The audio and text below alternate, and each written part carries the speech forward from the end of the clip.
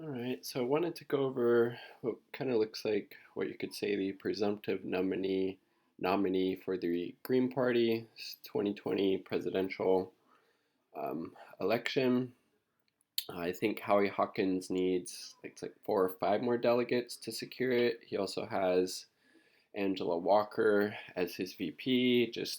Angela has a long history of advocating and working to further working class interests and helping working people as far back as, organizing in her high school, I believe, and that's kind of continued throughout. Same with Howie. So this would be the platform that they're running on.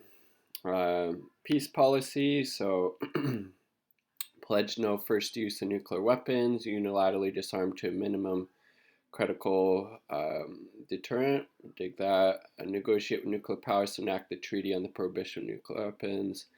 End the endless wars. U.S. troops home. Cut the military budget by 75%. That's awesome. Invest savings in a global Green New Deal. Use diplomacy and international law to promote peace, human rights, and democracy. And again, all of these things are pretty much polar opposites of United States foreign policy right now. And this, what Howie and Angela are proposing here, is definitely a step in the right direction. Um, I would add, I'm not sure if they support this, but closing all U.S. bases abroad. I believe we have somewhere around 700. It's ridiculous. It's not making us any safer. It's a huge waste of money and resources that could be used on a whole lot of other issues. Economic Bill of Rights, job guarantee, guaranteed minimum income above poverty. I dig it. $20 minimum wage at least, because again, uh, if wages had kept pace with, I believe it's productivity or maybe even inflation, it would be around $20 an hour right now. And again, people that can't pay their workers a living wage, you don't deserve to be in business, because basically all you do is exploiting people so you can say you have a business, and that's disgusting.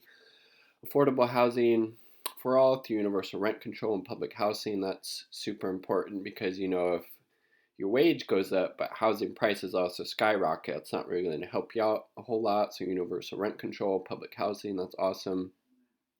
Medicare for all, community controlled national health service, so similar to what they have in the United Kingdom, where it's public funding of public hospitals. This even goes further than what somebody like Bernie Sanders is proposing, which is amazing.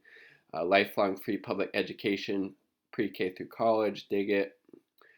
Secure retirement, double social security benefits. Fuck yeah! I mean, what is it, 700-800 bucks a month? I think people get right now. How are you gonna live on that unless you're wanting to subsist on cat food at some point? Socialist economy, worker co-ops. The economist Richard Wolff talks about worker co-ops a lot. It's bringing democracy in the workplace, basically. Public ownership of big banks and industries, dig that too. Public monetary authority, democratic economic planning, production for use with ecological limits. That's super important because basically, you know, capitalism seeks infinite growth on a finite planet, and we've seen the hugely disastrous consequences of that just crazy economic model for people and the planet. I mean, for God's sakes, we're in the middle of the what is it, the sixth mass extinction in the history of the Earth, and it's because of how we've been treating our natural world so horribly, and it's gonna start really affecting us. And again, it's going to be, fortunately, as is the case with most global catastrophes, the most marginalized and vulnerable who will be hurt the most from that. Political democracy, ranked choice national popular vote for president, take that. Proportional representation in Congress, and end party suppression. That's super important. All these parties should have access to the ballots, whether it's state, local, national, whatever. People need to be able to vote for who they want, and the two corporate parties need to stop suppressing the vote.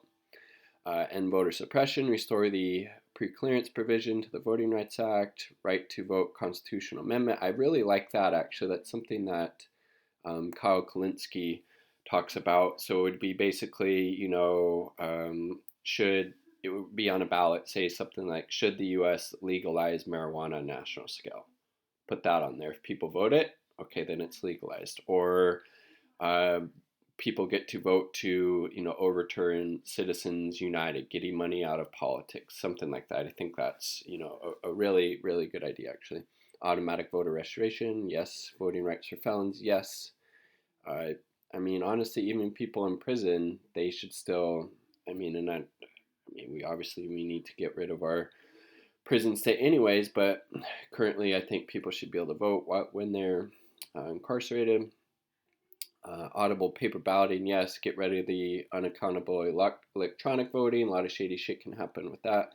Super important. Full public campaign finance, because we do not want these massive corporations, super wealthy people to be able to donate to these super PACs and buy off politicians, as currently happens in our system. We the People Amendment to end the corporate personhood and money is speech legal doctrines, DC statehood. All right, on to social justice. Enforce anti-discrimination laws, restore affirmative action, provide equal opportunities, student and medical debt relief, dig that, defend abortion rights, Equality Act, Equal Rights Amendment, reparations for African Americans, that's super important. I'm glad they have that in there. Honor Indian, it should say Native American or Indigenous treaty rights.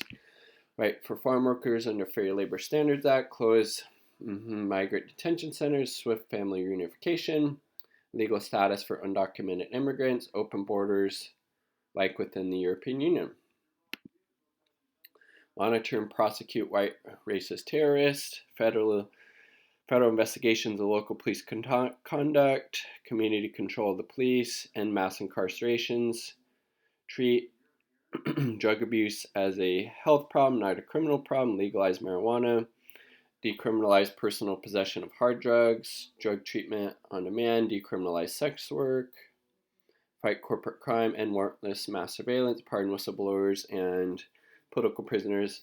The only qualms I would have with this would be, frankly, from my perspective, you're not really free if you don't have the choice to, put drugs or whatever substance into your body that you want, as long as you're not harming anybody else. If you're an adult, you should be able to do that. So I think they need to legalize all drugs and probably, honestly, legalize sex work as well. But pretty decent. Restore net neutrality, antitrust action against media conglomerates and social media platforms, socialize social media and e-commerce monopolies. So that would be basically, either some type of worker co-op or something for companies, like Facebook and Amazon, etc. Diversify private media ownership, fund independent community-based public media. And that's really good too. End Social Security tax cap on high incomes, end fossil fuel subsidies, cut corporate welfare, financial taxation tax, progressive wealth tax, progressive estate tax, more progressive personal and business income taxes, land value tax. I totally support all of that. And then let's see, we didn't look at the Eco-Socialist Green New Deal yet. Let's check that out, and then we'll look at the COVID-19 emergency measures. Public ownership in planning and energy, manufacturing, transportation. I don't see why we would not have public ownership in those sectors, because those sectors need to be operating for the public good, not for the good of corporations like Chevron or Texon or Shell or BP or whatever, these hugely disastrous, polluting, and just corrupt energy companies. 0 to negative carbon emissions by 2030. That's super important. 100% clean energy by 2030, ban fracking and new fossil fuel infrastructure, no nukes, zero waste manufacturing recycling, electrified rails, freight, intercity high-speed, intracity trolleys, heat pumps to heat and cool buildings, regenerative organic agriculture. I really like that they put in the agriculture in there. Parity pricing and supply management for all agricultural commodities, civilian conservation corps for forest, wetland, and habitat restoration. And then here's the COVID-19 emergency measures. Medicare to pay for COVID-19 testing and treatment and all emergency health care. Defense Production Act to rapidly plan the production and distribution of medical supplies and universal test, contract trace, and quarantine program to safely reopen the economy. I mean, it's just really ridiculous. It just shows how much of a failed state that we have, that these things that Howie and Angela are proposing on their platform aren't just like common sense. It just shows how utterly corrupt and out of touch the two corporate ruling parties are with the reality that, tens of millions, if not hundreds of millions of the people in the US are facing now or will be, facing shortly. OSHA temporary standard to provide enforceable PPE protection for workers, $2,000 a month, so kind of a UBI for the duration of this. All adults over 16 and $500 per child. Totally support that. Loans to all businesses and hospitals for payroll and fixed overhead to be forgiven if all workers are kept on payroll. I believe a lot of European countries did something similar. Moratorium on evictions, foreclosures, and utility shutoffs. Cancel rent. This is really important too. Cancel rent, mortgage, utility payments. Federal government pays those bills. They get high income people pay taxes on this relief. Suspend student loan payments with 0% interest accumulation. Federal universal rent control. Aid to states and local governments sufficient to keep essential services running.